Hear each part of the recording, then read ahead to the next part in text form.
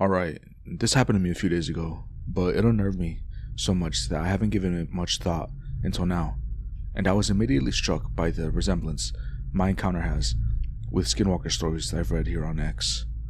So I figured I may as well type this shit up and see what you guys have to say about it. First and foremost, I'd like to note that I'm an introverted 23-year-old living in Ohio who's bordering on becoming a shut-in, but I have this one friend from high school who, much to her credit, hasn't given up on me yet. She's dating this guy who got into vintage cars, and she's going through this big rockabilly phase, which I don't personally care for, which is why I've declined her previous invitations to attend local car shows. But this Saturday, I gave in. I'll call her E for anonymity. Anonymity. Bro, am I brain dead? I cannot say this word, bro. What the fuck? Anonymity sake. That's as good as it's getting, guys. I'm sorry. Sorry for pausing the story here. I spent like 4 minutes trying to figure out how to say it, and I just can't do it. And her boyfriend, shall be Jay. Now, I was a little nervous getting a ride out there with them because I didn't want to get left behind for one reason or another. But I also didn't want to take my own car for fear of getting lost out in the rural parts of Ohio. It's easy to lose track of a specific vehicle in a crowd, and I'm terrible with directions. So I figured the best option was to climb in the back of Jay's old remodeled truck. We drove for what seemed like hours. Just as I suspected, we ended up in what was basically the middle of nowhere. The car show was being held on a large expanse of a field that was only really accessible through a thin stretch of road that looked like to be more suited for tractors than old racing cars. As we pulled up, and I took in the layout of the exhibition, I was none too impressed, but I couldn't tell E that. Plus, for better or worse, I was stuck there until we were ready to go, so I had to either make the best of it or be miserable for the whole day.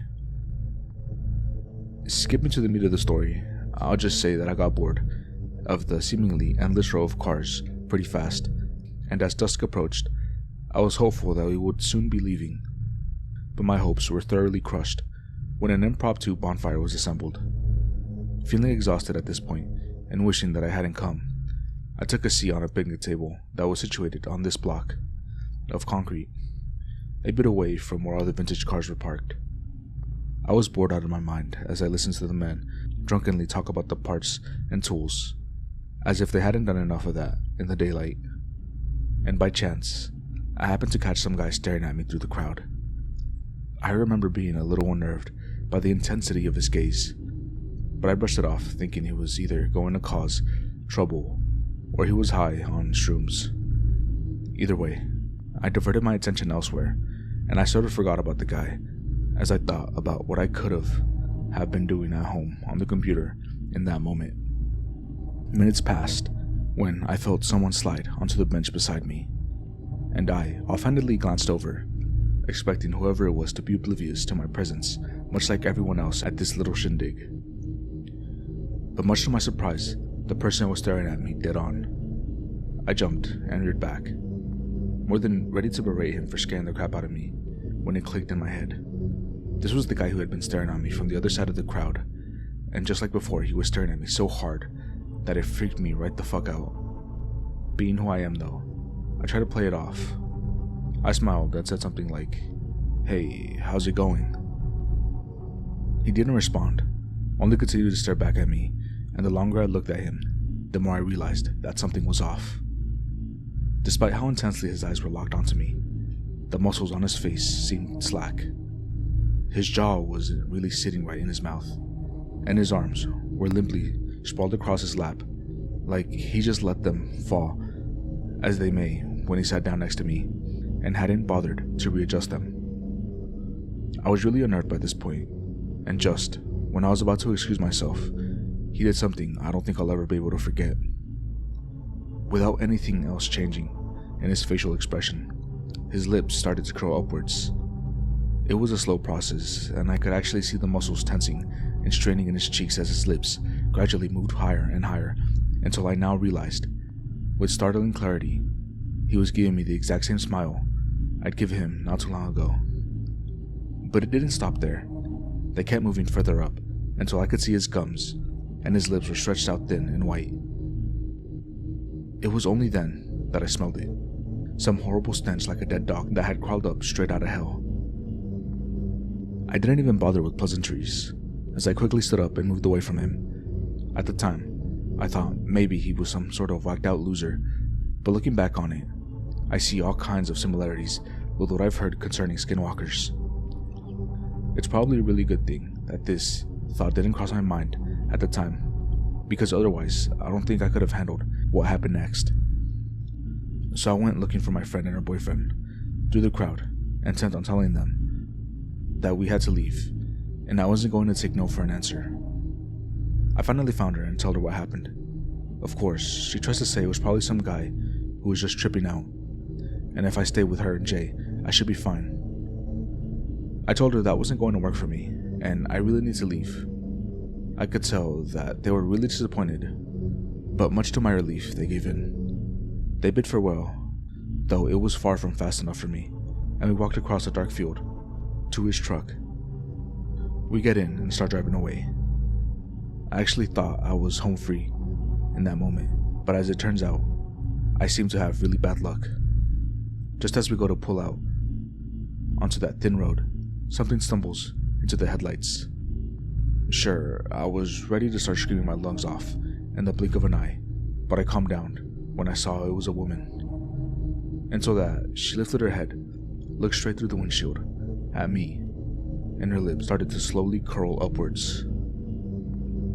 I was ready to have a panic attack at this point, as I gripped the back of V's seat, and I told Jay just to drive.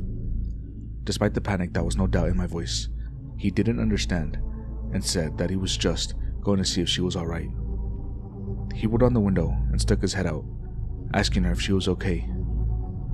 Her head bobbed up and down in some sort of like a bobblehead's, but she didn't say anything. She was still smiling, and I watched in terror as Jay exchanged look with E before leaning out the window again, asking her if she wanted to ride back into town. Name omitted for anonymity's sake. Again, sorry. I don't know what's wrong with me. I can't say that word. And she nodded the same as before, almost like most of the tendons in her neck were cut or something. I'm sure you can imagine at this point the horror racing through my veins, though I didn't understand it at the time.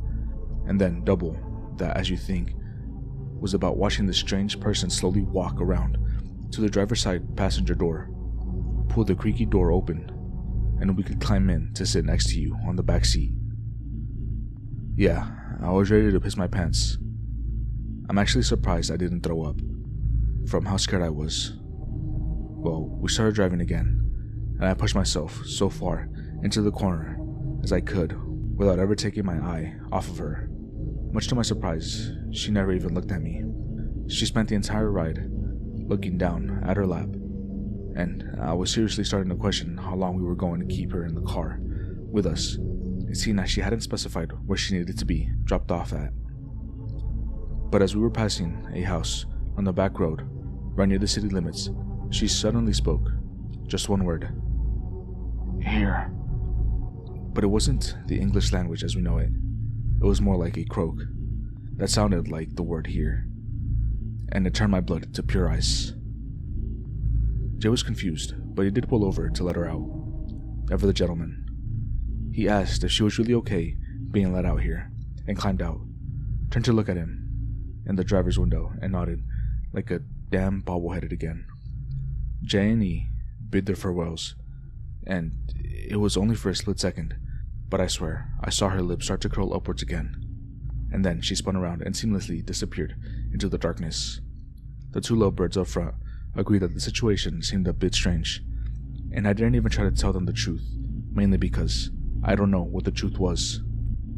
After I was dropped off at home, I turned on every light in the house before locking myself in my room, which is how I've been sleeping since then.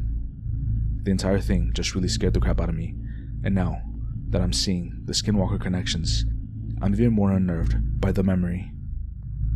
I haven't seen either of those people since that night, but I've only really left the house for work because I'm still really paranoid about the whole thing. Was it drugs? A coincidence? I honestly don't know. I want to know.